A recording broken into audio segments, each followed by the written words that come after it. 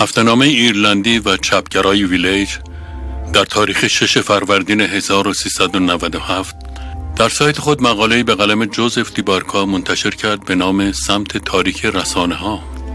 عنوان فرعی مقاله این بود: نفوذ سرویس مخفی در رسانه‌های انگلیسی. محتوای منتشر در این مقاله تکان دهنده بود و معمولاً در رسانه‌های عمومی انگلستان از آن بحث نمی‌شود.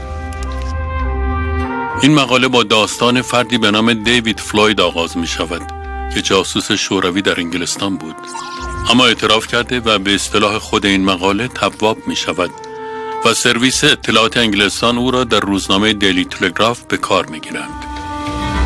به این ترتیب سرویس اطلاعات انگلستان از نیروهای وفادار به خود در رسانه‌های مختلف بهره می‌گیرد.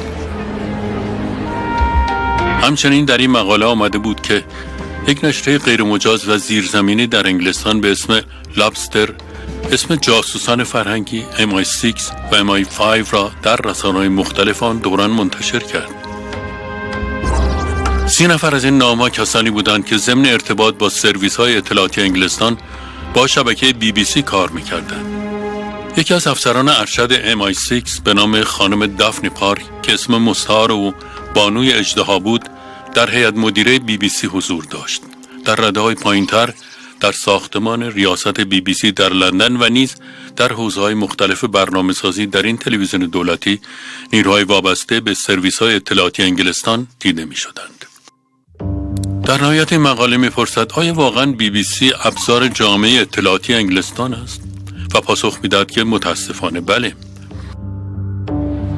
مقاله به کودتای 28 مرداد در ایران نیز اشاره می‌کند، وقتی BBC رسماً به عنوان بخش از کودتا وارد عمل شد.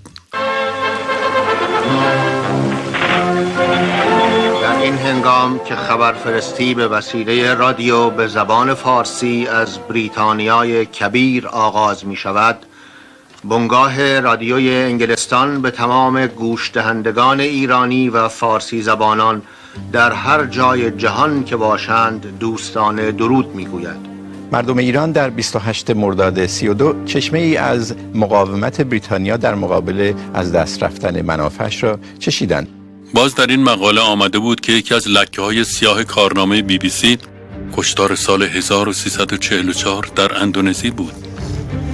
به گزارش این مقاله اندرو گیلکرایست سفیر سابق انگلستان در اندونزی به وزارت خارجه اطلاع داد که در اندونزی برای ایجاد تغییرات مؤثر به کمی تیراندازی نیاز است.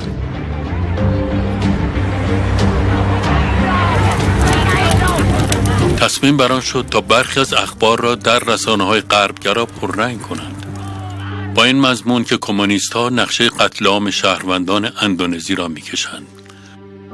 این شایعات البته حقیقت نداشت، اما رسانه‌ای که می‌توانست با لحن بی‌طرفانه این تصور را در ذهن مخاطبان اندونزیایی القا کند که ممکن است چنین نقشه‌ای در کار باشد BBC بود. نتیجه یکی از کشتارهای مخوف تاریخ جهان در اندونزی بود. طی این کشتار و جنگ داخلی به گزارش عفو بین الملل 500,000 نفر کشته شدند. به گفته این مقاله امروز نیز که رهبری حزب کارگر با جرم کوربین نماینده چپگرا و سوسیالیست پارلمان انگلستان افتاده که با سیاست‌های تاریخی انگلستان مخالف است، سرویس‌های اطلاعاتی انگلستان با کمک همین رسانه‌ها مأموریت تخریب او را آغاز کردند، چرا که نخست وزیری احتمالی و تهدیدی برای سیاست‌های انگلستان و فاجعه‌ای برای MI6 محسوب خواهد شد. آنچه این مقاله بدان اشاره کرده اما فقط بخشی از ماجراست. نقش بریتانیا در دنیای امروز چیست؟ آیا کماکان میتوان گفت کار انگلیسی هاست؟ امروز با تلقینات همین رسانه‌ها بسیاری از شهروندان باور نمی‌کنند که سرویس جاسوسی انگلستان عملاً در رسانه‌های فارسی زبان خارجی و داخلی نفوذ کرده است. یکی از این نمونه‌ها اسمال مدیا است.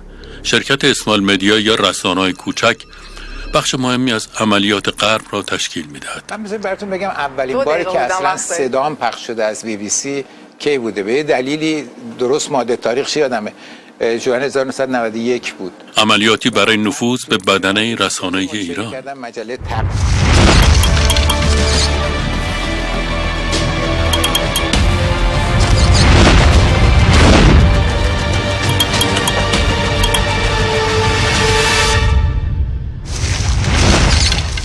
یکی از پروژه‌های تحت حمایت اسماعیل مدیا روز آنلاین بود که توسط مؤسسه روز اجرا می‌شد. مؤسسه‌ای که مردم عادیان را با وبسایت روز آنلاین می‌شناسند.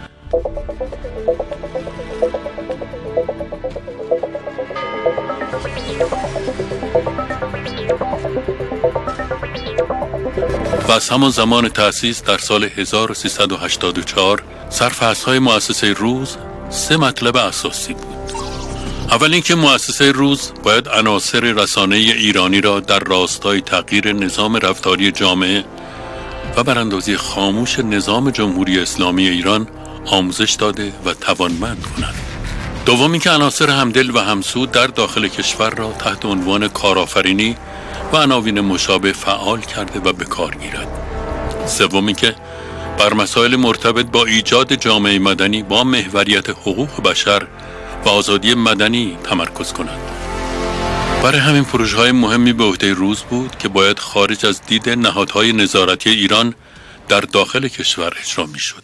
روزنامه‌نگاری کار دیگه است که اگه بخوام خیلی خلاصش کنم، استریلش کنیم، گزارش نویسیه که مصاحبه هم میاد توش.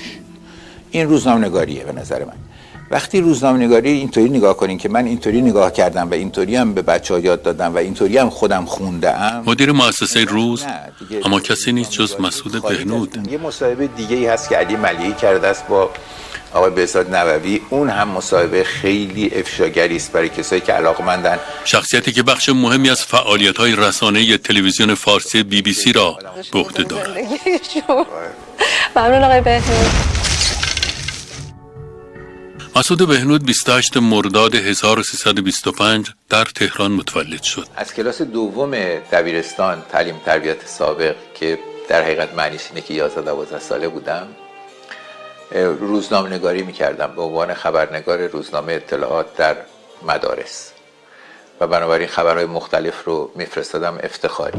فنون روزنامه‌نگاری را زیر نظر برخی از وابستگان به غرب آموخت. مهمترین آنان مجید دوامی بود. مجید دوامی روزنامه‌نگاری بود که بعد از کودتای 28 مرداد برای تحصیل به آمریکا رفت و سپس به ایران بازگشت تا در بالاترین سطوح مطبوعاتی فعالیت کند. بعدها معلوم شد او عضو شبکه‌ای به اسم بدامن است.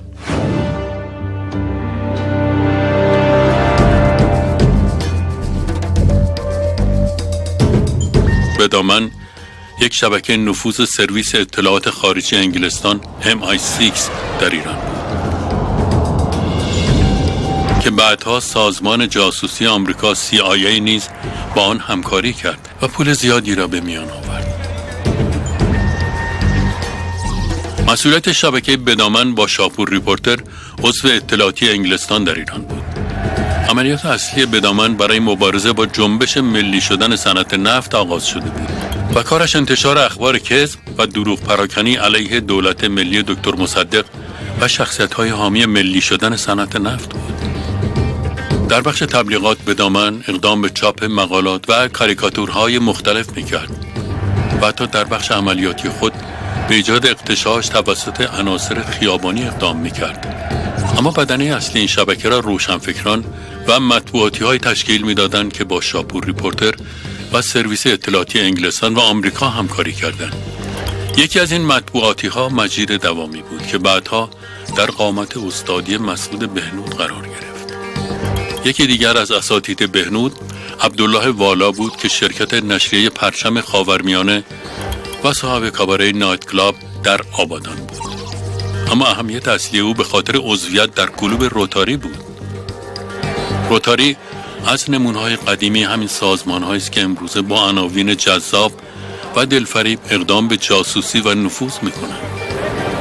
1 سال پیش از پیروزی انقلاب اسلامی، مجمع فقهی مسلمانان در اولین دوره خود در مکه بیانیه اعلام کرده و کلوب روتاری را در کنار فراماسونری مغایر با احکام اسلامی اعلام کرد. البته مسلمانان بسیار دیر عمل کرده بودند. کلیسای کاتولیک بسیار پیش از این، یعنی در سال 1308 منشوری صادر کرد. این منشور که در واتیکان صادر شد اعلام کرد روحانیون حق عضویت یا شرکت در جلسات کلوب روتاری را ندارند. و غیر روحانیون نیز باید از شرکت در انجمن‌های سری محرمانه و شبهه‌دار مانند کلوب روتاری خودداری کنند. تمرکز کلوب روتاری روی کشورهای عربی و منطقه باعث شد تا نیروهای مانند عبدالله والا که از شاهزادگان قجری بود به عضویت آن درآمده و در چند لوژ ماسونی در ایران عضو شود. مسعود بهنود زیر نظر چنین اساتیدی روزنامه‌نگاری آموخت و سپس با نفوذ محمود جعفریان عضو شورای عالی مطبوعات داخلی ساواک به عنوان سردبیر روزنامه آیندگان انتخاب شد. آیندگان اساساً روزنامه‌ای بود که توسط داریوش همایون و با حمایت امیرعباس هویدا نخست وزیر وقت روی کار آمد. در کوران انقلاب نیز روزنامه آیندگان به سردبیری مسعود بهنود از حامیان دولت بختیار بود و پس از انقلاب نیز به علت مواضع آشکارای ضد انقلابی و کشف اسناد حمایت ساواک از این روزنامه تعطیل شد. با اینکه محمود جعفریان که در شورای عالی مطبوعاتی ساواک همکاری میکرد کسی بود که بهنود را سردبیر آیندگان کرد و سپس برای تولید برنامه به رادیو تلویزیون برد. اما در مهر ماه 1357 در دورانی که ورق برگشته بود مسعود بهنود دادخواستی علیه جعفریان و نیکخواه منتشر کرد و آنها را متهم به اتلاف اموال ملی، ایجاد جو ارعاب و خدمت به سانسور و اختناق کرد. کیهان و روزنامه آیندگان خبر دادن که من شکایت کردم از آقای نیکخواه و آقای جعفریان. نکردید؟ حالا اصلا فضا به این که کسی شکایتی بنویسه نرسید. یعنی این شکایت هیچ وقت نوشته نشد. وقتی که دولت آقای شریف امامی اومد، آقای دکتر باهری شد وزیر دادگستری و اعلام کرد که کسانی هستن که نسبت به وضعیت فعلی شکایت دارن میتونن مطرح کنن. من همونطور که این دوستمون اشاره میکنه اعلام جرم میکردم علیه آقای جعفریان، مرحوم جعفریان و مرحوم پرویز نیکخواه. در حالی که محمود جعفریان پس از انقلاب به اعدام محکوم شده، مسعود بهنود توانست همچنان در پوشش خبرنگاری انقلابی به فعالیت خود ادامه دهد. این در حالی بود که پیش از انقلاب شخص بهنود از حلقه یاران فرح پهلوی بود و به علت حمایت از سیاست‌های فرهنگی فرح پهلوی مدال مخصوص تاجگذاری را در مراسم ویژه‌ای در باشگاه طوس دریافت کرد. اما با این وجود پس از انقلاب و در تاریخ 14 اردیبهشت سال 1358 در صفحه 51 شماره 15 از سال 37 مجله تهران مصور که مسعود بهنود سردبیرش بود مطلبی با عنوان فرح و نمایش برهنه آن یوگسلاو پرهنر منتشر کرد که به وجه انقلابی او کمک میکرد. در این مطلب حلقه مهمانهای اشرف حلقه از قاچاقچیان اسلحه و مواد مخدر ترسیم شده و حلقه مهمانی‌های فرح حلقه روشنفکری و تحصیل کرده.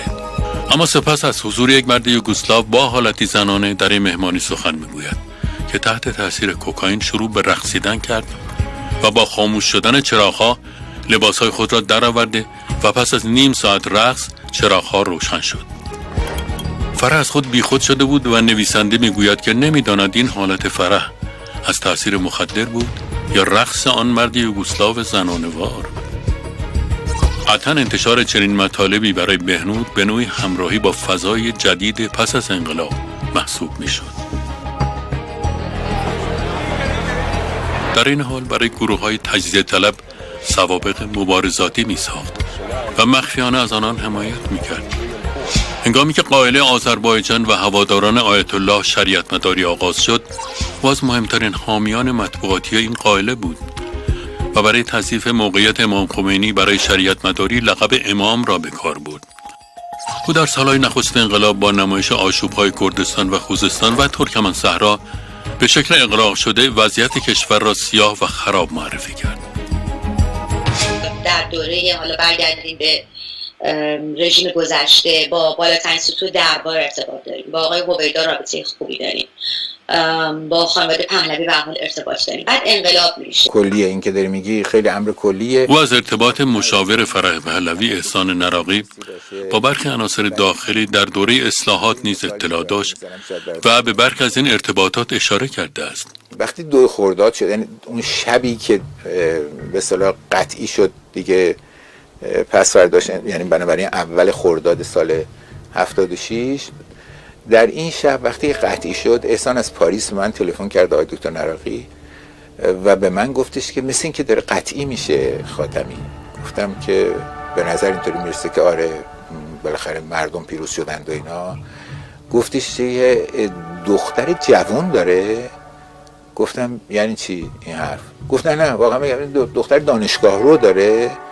گفتم برای چی میگی احسان تو؟ بعد خودم کشف کردم، گفتم که ها یعنی تو دنبال یه فائزه هاشمی دیگه میگردی که براش کتاب بفرستی و به اصطلاح هدایتش بکنی، احیانا مثلا بورسی هم اگه باشه تعارف بکنی و اینا، به این ترتیب آشنا بشی با خانواده‌ای که الان داره میره در رأس دولت قرار بگیره. و شروع کردن بهش خندیدن. احسان باهوشتر از این بود که نفهمه این حرفو. گفت بله من کارم همینه و درست من توی یونسکو کار میکنم و کار فرهنگی میکنم و کارم درست شناختن این راه ها هست، ولی تو چرا این کار میکنی؟ گفتم من قصه مینویسم. آغاز دوران اصلاحات به همکار ثابت نشریات زنجیره‌ای بدل شد. او سرانجام به جرم فرافکنی، تشویق اذهان عمومی و توهین به مقدسات جمعاً به 23 ماه زندان محکوم شد. البته بعد از 6 ماه با وثیقه $40,000 آزاد شد و برای برگزاری تور سخنرانی به اروپا رفت. بهنود که در اروپا بود حاضر به بازگشت نشد و سرانجام به انگلستان فرار کرد. از آن زمان بهنود پای ثابت همکاری با BBC، چه تلویزیون، چه سایت و چه رادیو بوده است. بنابراین وقتی در جلسه اسماعیل مدیا برای مؤسسه روز تصمیم گیری می شد، مدیر اجرایی اسماعیل مدیا محمود عنایت هیچ گزینه‌ای بهتر از مسعود بهنود پیدا نمی کرد. مسعود بهنود در مؤسسه روز باید چه می کرد؟ مدتی بعد از فرار با اسم مستعار هوشنگ مانی برای مطبوعات داخل کشور قلم می زد. بعدها بعضی از نشریات داخلی مانند 2 ماهنامه کاروان مهر، یادتونه که کاروان مهر شماره اولش که در اومد و مجله بخارا پا را فراتر گذاشته و مقالات بهنود را حتی با نام خودش به چاپ می رساندند. بخارا خب شماره است مثل همیشه، هیچ کمترین نشریه است که اینقدر دردسر برای من درست میکنه. 570-80 سفر رو ما چجوری وقتی خانم افشنگم میگن که وقت کم است و اینا. بخش از مأموریتش همون کارهای ثابت همیشگی بود، یعنی خبر پراکنی جهتدار از طریق سایت خبری روز آنلاین. اما بخشایی که کمتر آشکار بودن ایجاد شبکه در میان جامعه رسانه‌ای کشور و پشتیبانی مالی از روزنامه‌نگاران داخلی بود که با نظام جمهوری اسلامی و قانون اساسی مشکل داشتند. همچنین باید نیروی جدید خبری از داخل کشور تربیت می‌شد و در این حال اخبار دقیق از وضعیت داخلی کشور و شرایط نظام جمع‌آوری شده و به اتاق فکر BBC آورده می‌شد. اما در مؤسسه روز به جز بهنود نیروهای دیگری نیز به عنوان هیئت مدیره فعالیت می‌کنند.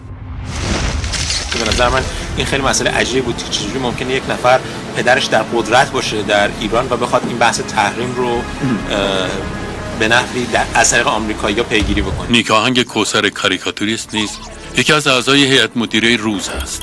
نیک آهنگ کوثر به خاطر کشیدن کاریکاتور توهین‌آمیز به یکی از شخصیت‌های مذهبی در داخل ایران مشهور شد و انتشار فایل صوتی منتسب به گفتگوی او با مهدی هاشمی پس از اغتشاشات سال 1388 جنجال آفرید. الان توی این جنگ روانی اگر شما تاکتیک رو قوی‌تر و محکم‌تر از اونا نری، نه قبول دارم اینو که ببین اینو من دعوام با بابا اینا همینه، اینو که ما باید خود تهاجمی بشیم تو اینا.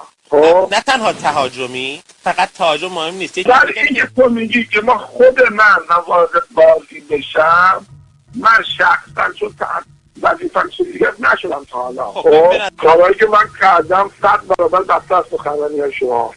من که سخنرانی نیستم. یه مشکلی که ما خودم اینه، چون من کارام بس همیشه چیز بوده، بیرون پرده بوده. خب با BBC مصاحبه کنم، خیلی کارا دیگه نمیتونم بکنم. فهمیدی؟ الان خیلی آدمای ایرانی و تو مسئولان ارتباط دارن. فهمیدی چی شد؟ بله. بالا پایین کشور. من فردا مصاحبه کنم که میگم با ارتباط داشته باشن اینا که. من فکر میکنم باید تاکتیک رو عوض کنم. خوبه. با جمعی از دوستان جنبش سبز صحبت کنیم، دوستان صاحب نظر. محمد جواد اکبرین یکی دیگر از اعضای هیئت مدیره مؤسسه روز است. وی که سابقه تحصیلات حوزوی دارد، از فعالیت‌های افراطی در دهه 70 ناگهان چرخش کرده و سر از خبرنگاری در روزنامه‌های زنجیره‌ای درآورد و بعد از مدتی نیز به پاریس رفت تا به عنوان بخش از نیروهای رسانه‌ای ضد انقلاب فعال شود. بله، من روزنامه زن خانم فائزه هاشمی رو راه انداختم. ابراهیم نووی طنزنویس و سردبیر روزنامه زن از دیگر اعضای هیئت مدیره مؤسسه روز است. هر نوع امتیاز دادنی به ایران به هر حال برای آقای اوباما دولتشون و کاندیدای دموکرات بسیار پرهزینه خواهد بود. همچنین امید معماریان از روزنامه نگاران نشریات زنجیره‌ای نیز عضو دیگر هیئت مدیره مؤسسه روز است. از اونجایی که به طور طبیعی سازندگان این نوع داستان‌ها نسبت به غیر واقعی بودنشون آگاهی دارن، انتشار پی در پی اونها در رسانه‌های حکومتی احتمالاً مبتنی بر یک چارچوب توجیهی مشخصه. دیگر عضو این هیئت مدیره حسین باستانی است که در روزنامه‌های زنجیره‌ای به تدریج رشد کرد و در ارتباط با سعید حجاریان توانست به یک مهره مهم مطبوعاتی در دوره اصلاحات بدل شود. جهان دهه 60 که ما وارد استثمار شد، دهه 60 میلادی، دهه جنبش چریکی، جنبش آزادی‌خواهی، انقلاب‌های داستان کوبا، داستان از دیگر اعضای اصلی مؤسسه روز هوشنگ اسدی و همسرش نوشابه امیری بود. هوشنگ اسدی که فعالیت سیاسی و مطبوعاتی را پیش از انقلاب آغاز کرد، در پاییز 1353 توسط ساواک دستگیر شد و به کمیته مشترک ضد خرابکاری منتقل شد. در کتاب خودش با نام نامه‌هایی به شکنجهگرم اشاره کرده که در آن شکنجهگاه یک سیلی بیشتر نخوردم. گفته می شود که علت این امر آن بود که حاضر شد با ساواک همکاری کند و در مرداد 1354 پس از آزادی به عنوان خبرچین ساواک فعالیت کرد. بیشتر موارد ما نه از طرف مقابل، از خودمون و دوستان خودمون می‌خوریم و بنابراین اگر این چیزو نداشته باشیم، پوست کلفتی سیاسی رو ناامید میشیم و صحنه رو ترک می‌کنیم. پس از پیروزی انقلاب اسناد همکاری او با ساواک در بهار 1358 فاش شد. با توجه به وابستگی او به حزب توده، حزب مطبوعش برای حفظ آبرو اعلام کرد که اون نفوذی حزب در ساواک بوده و نه برعکس. وی سرانجام در سال 1361 دستگیر شد و بعد از گذراندن محکومیت خود در اسفند 1367 آزاد شد و سردبیری مجله گزارش فیلم را تا سال 1380 به عهده گرفت. وی در 1382 سرانجام همراه با همسرش به پاریس مهاجرت کرد و پس از اندکی هر دو در تأسیس روز آنلاین شرکت کردند و عضو شورای سردبیری آن شدند. از سمت BBC فارسی نیروهای مانند صادق صبا، محمود عنایت فانی، سینا مطلبی، فرناز قاضیزاده، جمشید برزگر، شهاب میرزایی و نگین شیرآقایی با مؤسسه روز همکاری کردند و در طیف فعالان سیاسی نیز نیروهای مانند فرخ نگهدار از رهبران سابق چریک‌های فدای خلق، ابراهیم گلستان از روشنفکران وابسته به دربار پهلوی، عطاالله مهاجرانی وزیر سابق ارشاد، ایرج مصداقی عضو سابق گروهک منافقین، مهرداد عمادی مشاور اقتصادی اتحادیه اروپا و آلن ایر سخنگوی سابق فارسی زبان وزارت خارجه آمریکا با مؤسسه روز همکاری می‌کنند. اما شبکه بهنود فقط به این اسامی ختم نمی‌شود. حالا با راه افتادن سایت روز آنلاین، نویسندگانی در داخل کشور باید با اسم مستعار برای روز آنلاین قلم می‌زدند. درباره کدام دختر حرف می‌زنید؟ یکی از این نویسندگان که توسط مسعود بهنود جذب شد، نادر بود، مترجم و نویسنده اهل تهران که شخصیت او در فضای مجازی پر سر و صدا بود و خود را به عنوان یک نیروی چپ و ضد اشرافی معرفی می‌کرد، در حالی که با مؤسسه روز وابسته به اسماعیل مدیا و زیر نظر وزارت خارجه آمریکا و سرویس اطلاعاتی انگلستان همکاری می‌کرد. سیاسی ترین روزنامه‌های ما زردترین روزنامه‌های ما هستند. این مطبوعات نباید نقش سرکوبگر داشته باشند. وقتی جذب مؤسسه روز شد، قرار بر این شد که ماهانه 70 مقاله برای روز ارسال کند. البته از اسامی مستعار دخترانه استفاده میکرد. نازنین کامدار و فیروزه متین نامهایی بودند که به عنوان پوشش از آنها بهره میگرفت. بهنود نیز دستمزد او را مستقیما به حساب خودش واریز نمیکرد. این مبلغ به حسابهای مادر و برادر نادر ارسال میشد. بهنود و نادر هر دو می‌دانستند که فعالیت آنان خلاف قوانین کشور است و برای همین تمام تلاش خود را می‌کردند تا ردی به جا نگذارند. یکی دیگر از همکاران بهنود در داخل ایران سامان بود. سامان مقاله نویس در سایت تاریخ ایرانی و نیز اندیشه پویا بود که با اسمای مستعار شیرین کریمی و آرش معتمد برای روز آنلاین می‌نوشت.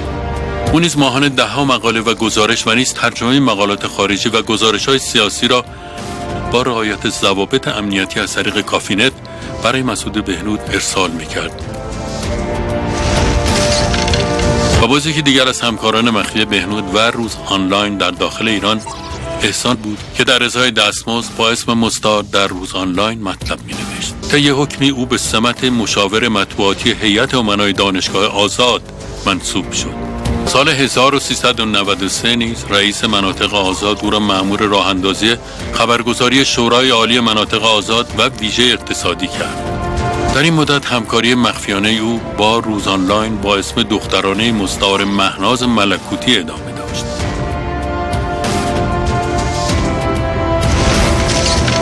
اما یکی دیگر از همکاران بهنود در داخل کشور پوریا بود که سابقه کار در روزنامه بهار و نیز 2 هفته نامه روبرو را داشت. بسیار خوب. خب بریم سراغ مجلات. روبرو. بله روبرو جدیده؟ بله 2 هفته نامه است. یک بار دیگه هم عرض کردم که حسنی که داره اینه که هم صاحب امتیازش پویا روزنامه نگاره. در این شماره تیم جنتی به اصطلاح مطرح کرده موضوع رو. این تیم چه افرادی هستند، چی یعنی گزارش‌های اینجوری داره. در همین دوران بود که وی از طرف شرق به عنوان رابط ارسال و دریافت مطلب با بهنود تعیین شد. پوریا خطاب به مسعود بهنود پیغام داده بود: ستونی هفتگی در شرق برای شما کنار گذاشته ایم. نام مستعاری هم برای خودتان انتخاب کنید تا زمانی که این پرده ها برافتد. پوریا اعلام کرد که برای سهولت او کاری میکند که بهنود ساعت 11:30 شب به وقت ایران بتواند متن روزنامه را ببیند. با هم همکار بودیم توی گلاغا از سال 73. یکی دیگر از همکاران داخلی بهنود هادی کاریکاتوریست بود که کار را از سنین پایین با همکاری در گلاغا آغاز کرد و به تدریج در روزنامه‌های زنجیره‌ای فعالیت کرد. او که در اغتشاشات سال 1388 حضور فعال داشت و در 30 مهر ماه همان سال بازداشت شد، از سال 1389 از طرف روزنامه شرق مشغول به کار شد و در روزنامه شهروند نیز سمت مشابهی داشت. او همچنین سردبیر مجله خط خطی نیز شد. شب یلدا مهمترین حادثه بود که درش اتفاق افتاد. هادی که انار رو به عنوان نماد شب یلدا و اون هم نماد شب طولانی دیگه. بله. ماه جالب هست. عیسی سحرخیز خبرنگاری را در جبهه‌های جنگی ایران و عراق آموخت. مدتی از مدیران ارشد سازمان خبرگزاری جمهوری اسلامی و رئیس خبرگزاری در سازمان ملل بود، تا اینکه در دوران زمانداری آقای خاتمی مدیر کل مطبوعات داخلی وزارت ارشاد شد. اما از مشهورترین عناصر مرتبط با بهنود که در این مدت از وی حقوق ماهیانه دریافت می‌کرده است، عیسی سحرخیز است. عیسی توسط عطاالله مهاجرانی وزیر سابق ارشاد به عنوان مدیر کل مطبوعات داخلی وزارت ارشاد منصوب شد. روزنامه‌های زنجیره‌ای محصول تلاش‌های او در مقام مدیریت مطبوعات داخلی بود. در آن ایام وقتی روزنامه زن توقیف شد، عیسی نیز در اعتراض به این توقیف از وزارت ارشاد استعفا کرد و فعالیتش را در ماهنامه آفتاب متمرکز کرد. از 14 اسفند 1385 بود که عیسی با مسعود بهنود و روز آنلاین متصل شد و به عنوان یکی از نویسندگان اصلی روز آنلاین با آن مؤسسه همکاری کرد.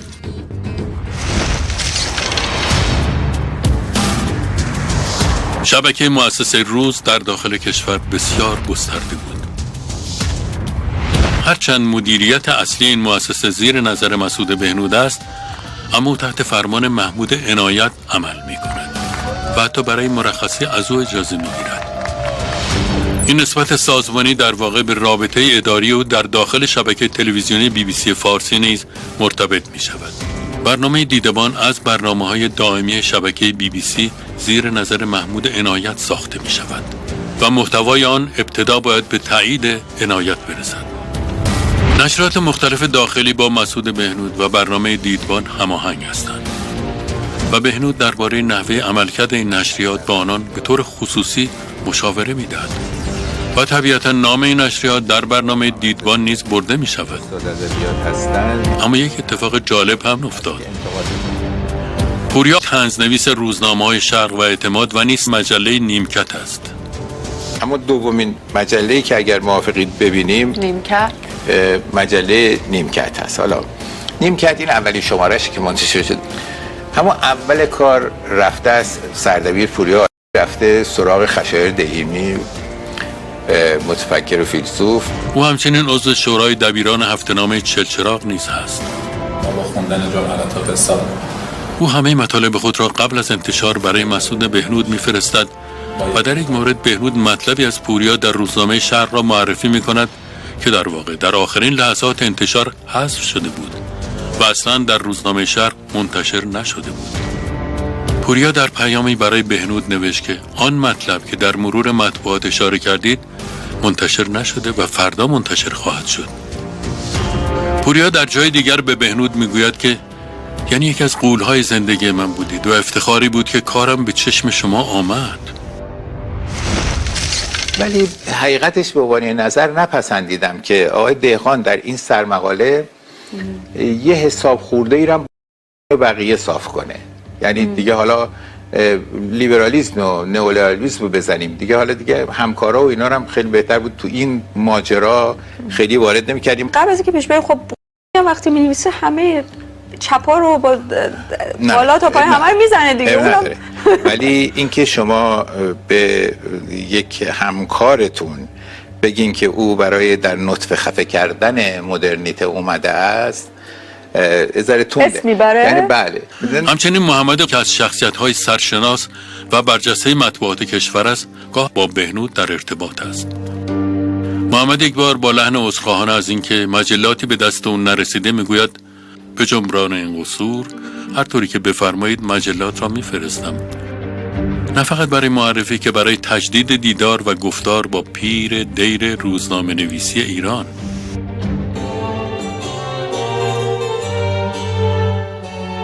برای ایرانی‌ها که از سالهای دور عادت کرده بودن که در افسانه‌های خودشون بگن که هر برگی که از آسمان میفته زیر سر انگلیسی هاست، شبکه بهنود و مؤسسه روز در داخل کشور، اما اتاق فکر این شبکه کجا بود؟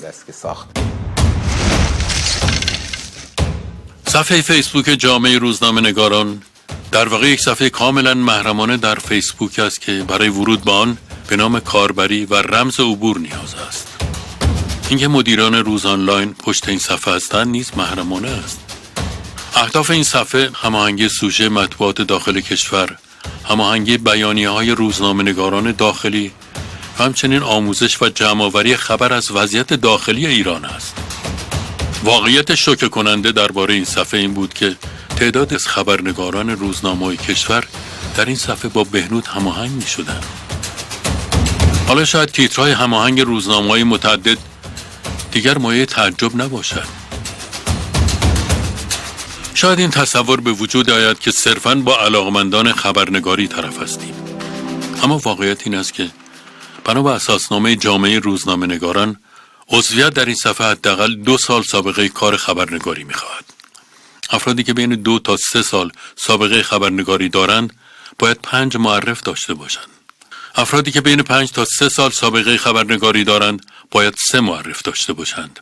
افرادی که بین 5 تا 10 سال سابقه داشته باشند صرفاً رزومه کاری می‌دهند و افرادی که بالای 10 سال سابقه داشته باشند بدون طی این مراحل به عضویت این صفحه در خواهند آمد.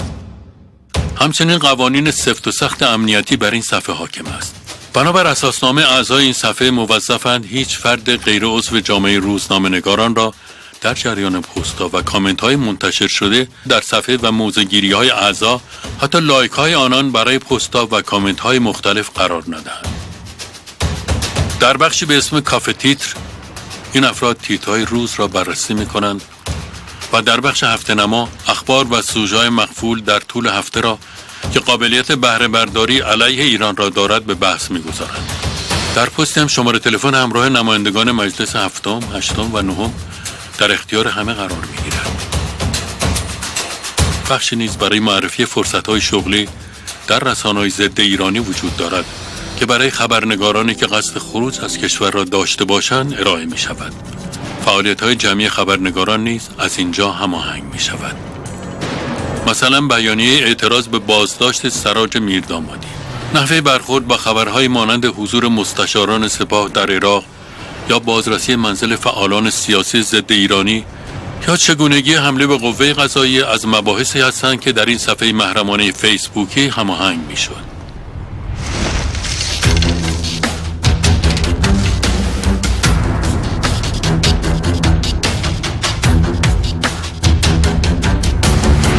همزمان با گسترش استفاده از نرم افزار تلگرام در بین کاربران ایرانی، روز اقدام به راه اندازی گروه‌های تلگرامی مخصوص روزنامه‌نگاران ایرانی کرد. در این گروه‌ها هم مجرب‌ترین فعالان رسانه‌ای، سیاسی و دانشجویان اپوزیسیون داخل و خارج از کشور برای مدیریت افکار عمومی ایران جمع می‌شدند. تحرکاتی مثل تیترسازی برای روزنامه‌ها، ایجاد طوفان‌های توییتری، ارائه خطوط خبری و کمپین سازی.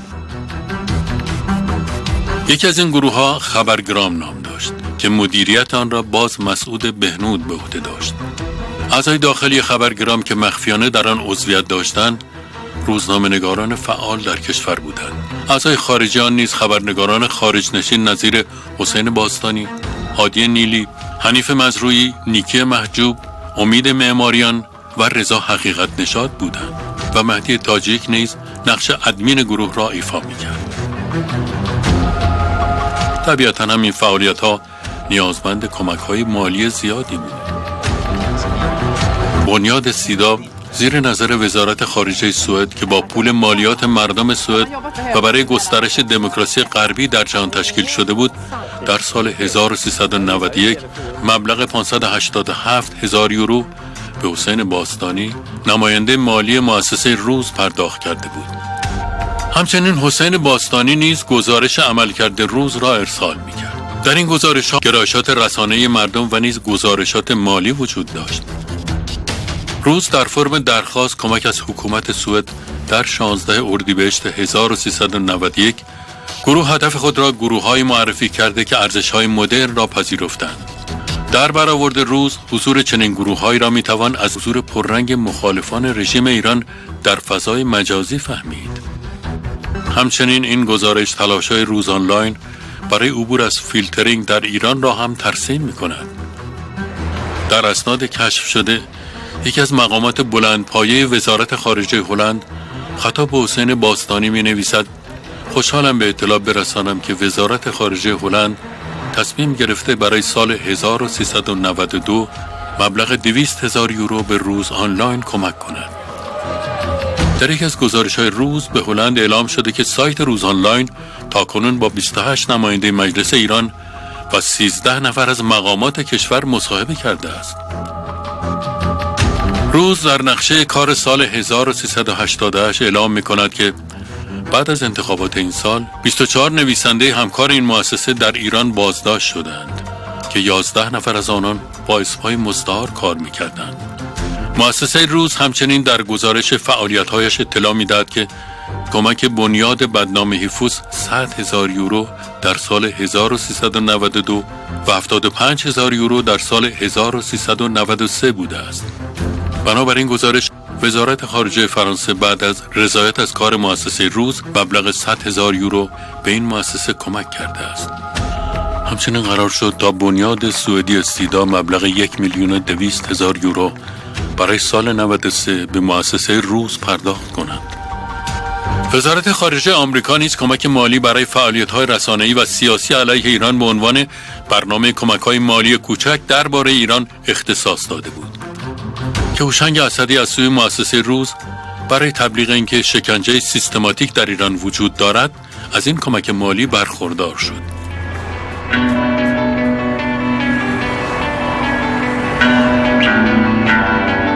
این فقط بخش از کمک‌هایی است که دولت‌های غربی به اسمال مدیا و مؤسسات زیر مجموعه آن مانند مؤسسه روز می‌رسانند.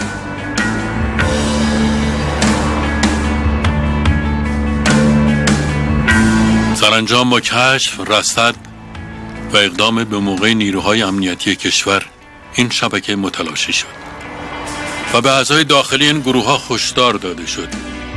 مؤسسه روز بعد از این اقدام مجبور به تعطیلی خودخواسته شد. با این وجود این پایان تحرکات رسانه‌ای دشمنان غربی در فضای رسانه‌ای کشور نبود. بهتان برای حفظ نظام. گفت اینا مطرح نیست. این تشکل رو مرتد دونه از سایت ایرانیان کانادا به انتشار رسیده. مردن تهمت در موارد خاص. حسین باستانی با ساخت برنامه‌ای به نام بهتان برای حفظ نظام سعی کرد تا به نحوی همه فعالیت‌های مجرمانه و غیر اخلاقی مخالفان ایران را بهتان و دروغ جلوه دهد. چون این رویه‌ای اگرچه به طور عمده علیه منتقدان حکومت به کار رفته، اما در یک نگاه گسترده‌تر انگار به تمام کسانی توسعه پیدا کرده که بدنام شدنشون به مصلحت تشخیص داده شده. این 10-20 ساله که روزنامه‌نگاری کردم، این تنه زدن دائمی به امور فکچوئل و فکت و حقیقت و سنددار و اینا اخلاقم فاسد کرده. الانم برای تو میگم، من ذاتاً قصه نویسم. در همه این ساله که روزنامه نویسی کردم دلم میخواسته که اینو روایت کنم، اینو قصهشو بگم. واقعش اینه که دنبال حقیقت نبودم. اگه بخوام راستشو بگم، من اصولاً انقدر به حقیقت باها نمیدم.